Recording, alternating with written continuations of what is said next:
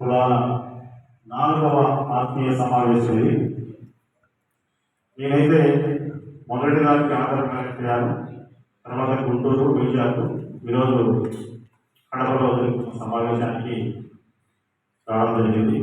మన జిల్లా వాసిగా ఈరోజు వాస్తవంగా మనము డైరెక్ట్గా, సూటిగా, స్పష్టంగా, స్వతంత్రంగా, శక్తివంతంగా మన దశ దిశ మారాలంటే ఏం చేయాలనో ఆ కీలకమైన వ్యాఖ్యల్లోకే మనం వెళ్ళాలి. జరిగింది చూశామంతో బీసీ సంఘాలు, కుల సంఘాలు, ఆర్గనైజేషన్లు ఎన్నో స్వతంత్ర పోరాటానికి ముందుండే గొప్ప పోరాటాలు. అది స్వాతంత్ర ఉద్యమ పోరాటాలు. స్వాతంత్రం తర్వాత జరిగే ఈ పోరాటం అన్నాం లేకపోతే ఆరాటం అన్నాం అనేది ఒకసారి మనము కొంచెం చేసుకోవాలి.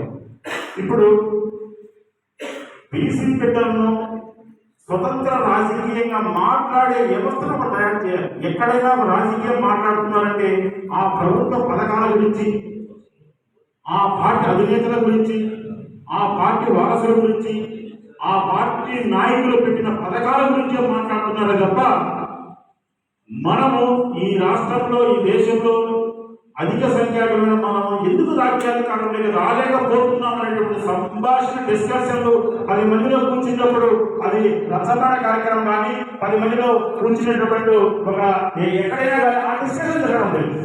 మనకు రాజ్యాధికారం తీసిన మనకి పక్కవాడు ఇంటే ఏమనుకుంటాడు, మీకు రాజకీయాలు, రాజ్యాధికారం ఇవే నువ్వు మాట్లాడితే ఆ ప్రధాన పార్టీల గురించి మాట్లాడాలి. కానీ ఇటువంటిది వాస్తవంగా ఉంది. నేను 2019 వరకు ఒక ప్రధాన రాజకీయ పార్టీని కడప జిల్లాలో పనిచేసి జనరల్ కమిటీలోనే జిల్లా అధికార పత్రిక పనిచేశాను.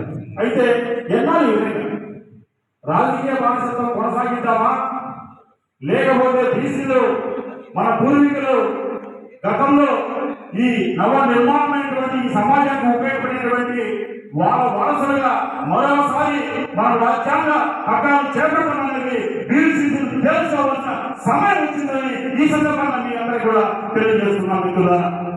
ఎందుకంటే బాధ ఏమి సహజంగా బీసీలో ఎవరైనా కానీ, ఏ కులమే కానీ పై భక్తితో ఏదో ఒక జ్ఞానంతో, తెలివితో, సహసితమైన కళతో పుడతారనేది అది వాస్తవం. ఇటువంటి ఆలోచన శక్తి పరులందరూ కూడా ఈ విధంగా ఉండడంలో బాధ్యత కాదు. గతమైన చూసాం, దాన్ని వదిలేద్దాం. మనమందరం కూడా ఎవరైనా కూడా ఈ విధంగా ఆర్థికంగా, సామాజికంగా అందరూ డెవలప్ అయ్యారంటే, అందరూ ఆత్మ గౌరవంతో బతుకున్నారంటే, అందరూ తరతరాలుగా వాళ్ళ అధికారంలో ఉన్నారంటే, వాళ్ళందరూ కూడా వాళ్ళ వారసులు కూడా మన రాజకీయాల వైపు నడుస్తున్నారంటే ఒకే ఒక కారణం అందరికీ కూడా తెలుసు. మన ఓట్లన్నీ వాళ్ళ బదిలీ కాడమే. ఏకైక ఆ ఒక నిర్ణయంతో వాళ్ళందరూ అవుతున్నారు. ఆ ఓట్లు ఈ విధంగా బదిలీ అయితే, ఆ ఓటు అనే ఆయుధాన్ని మనం ఉపయోగిస్తే, ఆ ఓటు అనే ఆయుధాన్ని మనం 100% మన బతులు మారడానికి దాన్ని ఉపయోగిస్తే అది రాజ్యాధికారం అసాధ్యమా? అది చట్టంలో లేదా, రాజ్యాధికారంలో లేదా, పక్క రాష్ట్రాలను చేసి చూపించలేదా?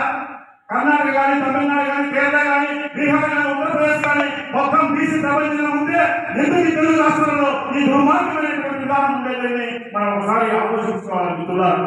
అందుకోసమే మనకు తెలిసి బీసీ సంఘాలలో మనం చాలా చూసాం. అయితే హనుమంతరావన్న, అదేవిధంగా బాబ్జీ గారు, లలిత్ గారు, సాంశివ గారు, అదేవిధంగా నాని గారు, వీళ్ళందరినీ కూడా మనము ఒక ఆర్గనైజేషన్ నడుపుతూ వాళ్ళందరూ కూడా గమనించిన ఒక విషయం ఏంటంటే ఆ లోపల కలిసి ఆ పట్టుదల ఉంది.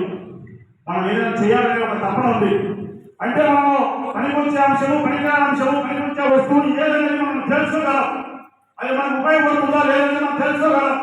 ఆ విధంగా వీళ్ళు 5-6 మంది కలిసి ఇది ఏదైనా మనం సాధించాలని ఒక పట్టుదలతో ముందుకు వచ్చారు. కాబట్టి వాళ్ళందరూ కూడా మనం అందరం సపోర్ట్ గా నిలబడాలని ఒక నిర్ణయంతో రాబోయే రోజుల్లో మనం అందరం ప్రయాణిస్తాం. ఆ విధంగా ముందుకు వెళ్దాం. మన హక్కులు సాధించుకుందాం, మన సత్యాన్ని చూపిద్దాం. మన భావి తరాల బిడ్డల భవిష్యత్తు ఒక బంగారు పాట వేసే విధానం మన చేతుల్లోనే ఉంది.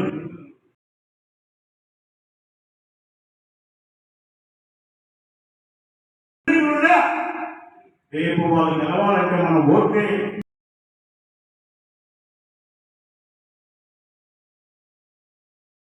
ఆ విధంగా ఆ చైతన్యాన్ని మనం ఎందుకు అందిపుచ్చుకోకూడదు?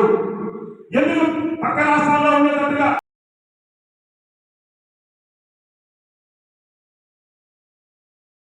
ఉప ముఖ్యమంత్రి పదవి కూడా నోచుకోలేదంటే అది ఏ స్థాయిలో బీసీల పైన వివక్షత ఉందో అనేది కూడా మనం తెలుసుకోవాలి. ముఖ్యమంత్రి పదవి ఆలోచన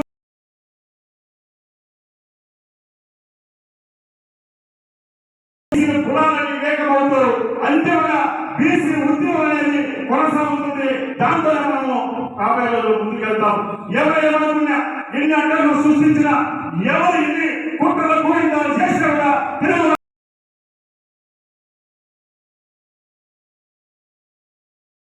ఖచ్చితంగా వెలుగుతుంది. అది సునామీ సృష్టించడానికి కూడా సిద్ధంగా ఉంది. ఎందుకంటే మనకు జరిగిన అన్యాయం, మనకు జరిగిన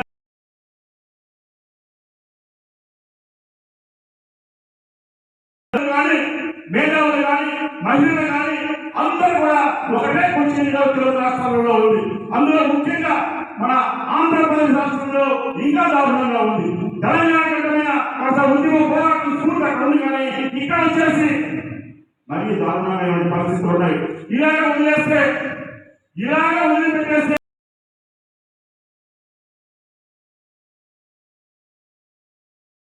ఒకసారి ఆలోచించండి. ఇది ఒక మహా ఉద్యమంగా పోవాలి.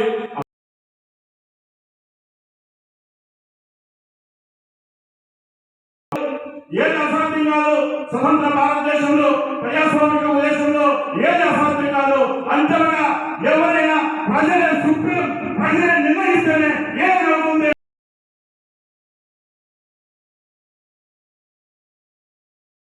సాధ్యమే ఒక నమ్మకంతో మేము ఉద్యమ పోరాటానికి 5 సంవత్సరాలు కూడా చేస్తున్నాం. చేసిన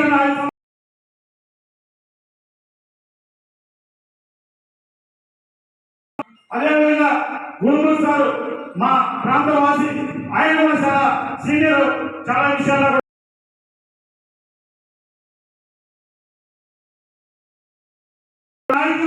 రేపు జరిగే ఎలక్షన్ లో ఖచ్చితంగా ఎంపీలో ఎమ్మెల్యేలో పోటీ చేస్తేనే ఉద్యమ నాయకుల స్ఫూర్తి రాబోయే రోజుల్లో ఏమవుతుంది ఈ స్పష్టంగా తెలియజేస్తున్నాం. మిత్రులారా, గత ఎన్నికలను నాయకుడు ఎంపీగా పోటీ చేశా, నెక్స్ట్ కూడా పోటీ చేసడానికి సిద్ధంగా ఉన్నామని సమయం సందర్భంలో మేము బహిరంగ సభ పెట్టి ఆ విధానాన్ని మనం తెలియజేస్తున్నాం.